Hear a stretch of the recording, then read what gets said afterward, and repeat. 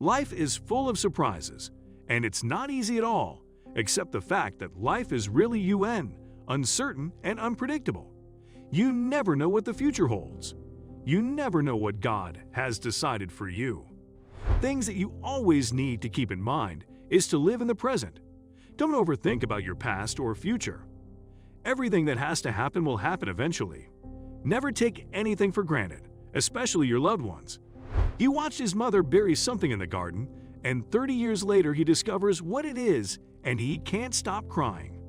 Maxim is a 5-year-old boy who lived in a family as normal as any other was. They weren't rich. On the other hand, his parents owed the banks insignificant sums of money and had jobs that they hated but which were the only thing that kept them afloat and allowed them to give their son a decent life. Day by day, they went through the same crossroads as everyone else, through the same small anguish and the same great anguish, and so life was passing them by in an attempt to survive, with no time left for anything but to continue trying to keep themselves without hunger and with a roof over their heads. Maxim, at his young age, knew that his parents weren't happy, that together they spent some good times that then vanished in the midst of daily worries. In addition to his infinite innocence as a child, when he saw an abandoned kitten near his house, he thought that this was what everybody needed to be happy. A pet the boy had long dreamed of a kitten, and when he saw one so close and without an owner, he didn't hesitate to take it home. When his parents came home from work, they were met with a surprise with blankets in a box. Maxim had already improvised a little house for his new pet and hoped that his parents' reaction will be happy, as was his own. However, his parents' faces did not show any emotion.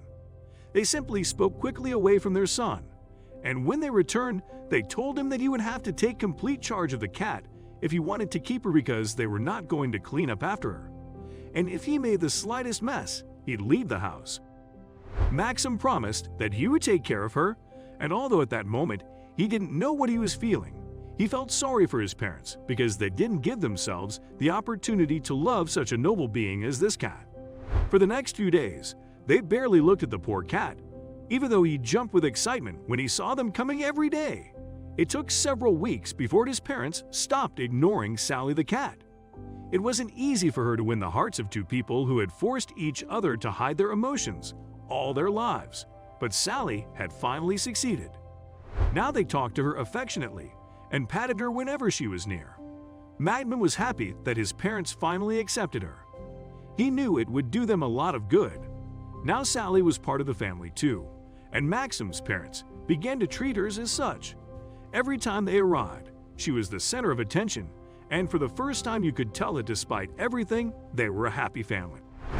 Sarah's tenderness and unconditional love was slowly healing their burdened hearts, but she had not yet been with the family for a year. When Sally became ill, she began to walk and eat more slowly until she stopped eating altogether. When Maxim's parents took her to the vet, they told him to do whatever it took, not to worry about the cost, but not to let the cat die. However, the first diagnosis made all the others redundant. Sally had a deadly brain tumor that would kill her. They were unable to tell Maxim the truth when they returned. They simply told him that the cat was suffering from stress and depression, and that only by living in the open rescue shelter could she recover. And although it hurt them a lot to part with her, the best thing to do was to take him to a rescue shelter with his family and let them take care of him there so she could recover, and Maxim believed them. He said goodbye to Sally, promising to visit her whenever he could and wishing her happiness. Maxim's parents were crying, but the boy thought it was because they were also hurt that the cat was leaving for a rescue shelter when they had grown so fond of him. However, they were actually crying because that very day Sally would not be going to the farm, but to the vet to receive the injection that would allow her to rest in peace from all the pain she was feeling. They were crying because their son couldn't know the truth without it breaking his heart into 1,000 pieces. Now at least she was left with the hopes of seeing him in agony again someday. After that event, only a week later, Maxim was already insisting that his parents go to visit Sally. For several weeks, they made all sorts of excuses not to go until they didn't know what else to tell him. Then they asked a friend to let them visit his farm and let him lie. They needed to tell the boy when he got there that Sally had escaped and they didn't know where she was. When the boy was told that his cat had escaped, his first thought was that she was trying to get home. So he rushed his parents back because maybe Sally would be there waiting for them. Maxim's parents felt a lot of pain and shame for the way they were deceiving their son, but they were not able to tell him the truth. They knew that Sally was not going to be waiting for them at home. They knew she was never coming back, and they let Maxim hold on to the hope of seeing his cat return someday. And so the months passed, and so did the years. Maxim grew up and made his life, made his home, and had a son. He made many things to think about, but he never forgot Sally. One day, 30 years after the last time he had seen his beloved pet cat, an image came to his mind that he'd never given importance to and had completely forgotten the image of his mother digging a hole with a shovel in the garden and then covering it up again without anyone knowing what she put there. Maxim remembered. At the time, he had thought she was planting a plant and had not given it any importance, but only now he realized that nothing had ever been born in that place. And for the first time in his whole life, he suspected what his parents had told him about Sally in his native home. Now only his father lived. His mother had died years before, and when he saw Maxim arrive, he suddenly knew immediately that he figured it out and let him do what he thought. Without hesitation, Maxim began to dig in the place he remembered, and it wasn't long before he found a wooden box, the box in which Sally's bones lay. Despite all the time that had passed, Maxim sat down next to the bones and cried, as he would have cried when he was 5 years old if he had learned then he cried there for so long that his father had no choice but to come out and finally face the truth that he and his wife had run away from so much. Nevertheless, to his surprise, Maxim was not angry with them. He told his father that he was hurt to have found out so long after the fact, but that he understood the reasons that had motivated them to hide the truth. He only wished he had realized it many years before so that he could close that stage definitively and be left with only beautiful memories.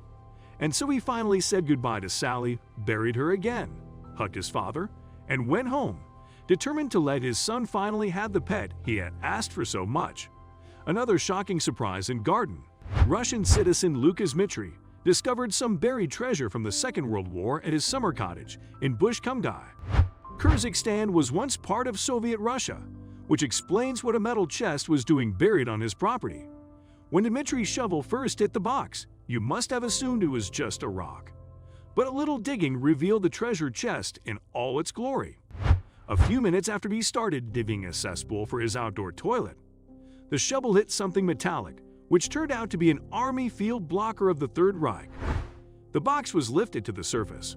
It was not very heavy, but judging by the sounds, there was something inside clattering while the box was being pulled out of the hole.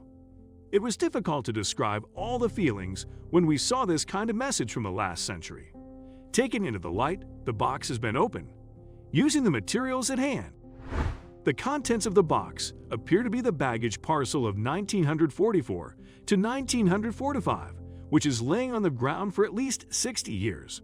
The box lid was tightly insulated with a rubber seal, so the contents of the parcel were almost unaffected by moisture in the photo.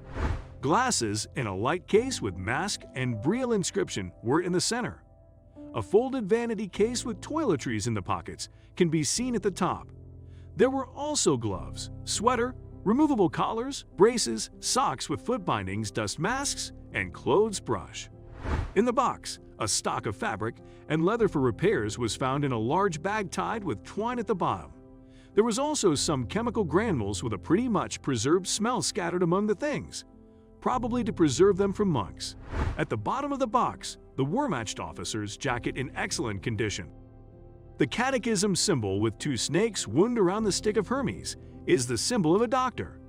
The blue line around the epaulet of the collar is the Warren Farb over the medical branch of the Here Two Stars on the appetite, was worn by both Hoopman captains and overt rebels, master sergeant, but in different styles. The style of the epaulet itself, made up of 8 parallel lines of cloth, as well as the style of the collar insignia matches that of a Hauptmann. So it's the uniform for a doctor of medicine and the corps of medicine with the rank of Hauptmann or captain. In the pockets of the jacket, a replacement patch of the armed forces and a metal badge were found. Soldier's hat with badges of rank, a cap winner hat, The red card is apparently an identification card. No better quality picture is available to correctly identify the person. This and the blue card are believed to be military passes, used to get through checkpoints, also present Reichsmarks, German currency between 1924, as well as military passes. To get through frontline checkpoints, one bill with a nominal value of 5 break marks, a box of cigars, and 2 bottles of rum.